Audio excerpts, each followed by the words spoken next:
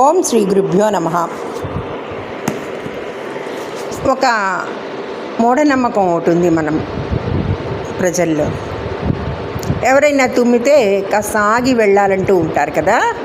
ఇందులో వాస్తవం ఎంత అని ఆలోచిస్తే ఎవరైనా తుమ్మితే కాస్త ఆగి వెళ్ళాలి అంటారు. చిన్నప్పటి నుంచి చాలా ఇళ్లల్లో ఈ మాట వింటూనే ఉంటాం. తుమ్మిన వెంటనే పని మొదలు పెట్టకూడదు, కాస్త ఆగాలి అంటారు.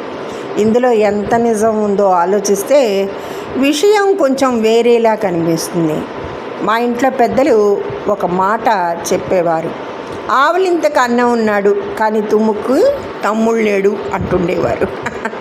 అంటే ఆవులింత వస్తే పక్క వాళ్లకు వస్తుందని, కానీ తుమ్ము మాత్రం ఒక్కొక్కరి శరీర పరిస్థితి మీద ఆధారపడి వస్తుందని దీని అర్థం. తుమ్ము అంటే అసలు ఏమిటి? మన ముక్కులోకి దుమ్ము, చలి, ఎలర్జీ ఏదైనా కణం వెళ్ళినప్పుడు శరీరం దాన్ని బయటకు తోసేయడానికి చేసే సహజ ప్రతిస్పందనే తుమ్ము. అంటే అది ఒక రకంగా శరీరం శుభ్రం చేసుకునే ప్రక్రియ. అయితే తుమ్మితే కాస్త ఆగాలి అన్న ఆచారం ఎందుకు వచ్చింది? పాతకాలంలో ప్రయాణాలు ఎక్కువగా నడకలోనే చేసేవారు. ఎవరికైనా తుమ్ము వస్తే వాళ్ళ శరీరం బాగాలేదేమో అని కాసేపు ఆగి చూసుకుని అలవాటు ఉండి ఉండొచ్చు, బయలుదేరే అలవాటు ఉండి ఉండొచ్చు. తర్వాత అది క్రమంగా శకునం లాంటి మాటగా మారిపోయింది. వాస్తవానికి తుమ్ముకిను ప్రయాణానికి సంబంధం ఏముంది చెప్పండి? నిజానికి తుమ్ముకు దారి, పని, ప్రయాణం లాంటి వాటితో సంబంధం లేదు. మనం ఎక్కడికైనా వెళ్ళబోతున్నప్పుడు ఎవరైనా తుమ్మితే ఆ పని ఆగిపోతుందని శాస్త్రీయంగా ఎలాంటి ఆధారం కూడా లేదు. అందుకే ఈ విషయాన్ని చాలా సీరియస్గా తీసుకోవాల్సిన అవసరం లేదు. తుమ్ము అంటే తుమ్మే, అది శరీరం పని.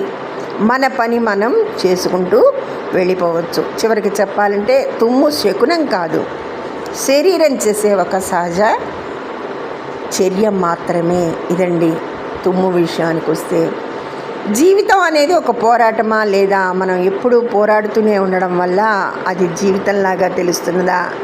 ఈ ప్రశ్నకి చాలా లోతైనది. చాలామంది జీవితం అంటే పోరాటమే అని చెప్పేస్తారు, కానీ ఒకసారి కాస్త నిదానంగా ఆలోచిస్తే ఇంకో కోణం కనిపిస్తుంది. ఎండాకాలంలో దూరంగా చూస్తే ఎండమావి కనిపిస్తుంది కదా, అక్కడ నీళ్లు ఉన్నట్టుగా అనిపిస్తుంది. మనం పరిగెత్తుకుంటూ అక్కడికి వెళ్తే నీళ్లు మాత్రం ఉండవు. దూరం నుంచి చూసినప్పుడు మాత్రమే అది నీళ్ళల్లా కనిపిస్తుంది. మన జీవితంలో పోరాటం అనే భావన కూడా కొన్నిసార్లు అలాంటిది. మనం ఎక్కడో ఒక లక్ష్యం పెట్టుకుంటాం, ఇంకాస్త సంపాదించాలి, ఇంకాస్త పేరు రావాలి, ఇంకాస్త గెలవాలి, ఇలా మనల్ని నెట్టుకుంటూ పరిగెత్తుతుంటాం.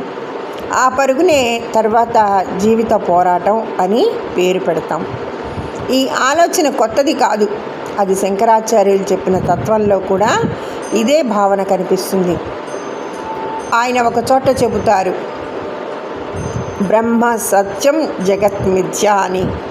అంటే ప్రపంచం అసలు లేదని కాదు, కానీ మనం చూసే విధానం, మన ఆశలు, మన భయాలు ఇవే ఈ ప్రపంచాన్ని చాలా కఠినంగా అనిపించేలా చేస్తాయి. మనిషి తన మనసులో ఎన్నో కోరికలు, పోటీలు పెట్టుకుంటాడు.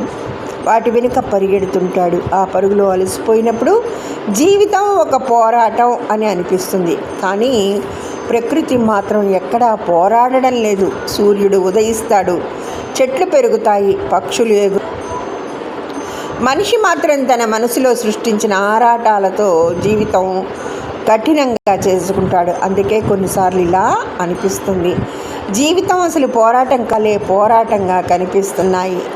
ఆరాటం కొంచెం తగ్గితే జీవితం కూడా నెమ్మదిగా కనిపిస్తుంది. ధన్యవాదములు. సర్వేజన సుఖినో భవంతు.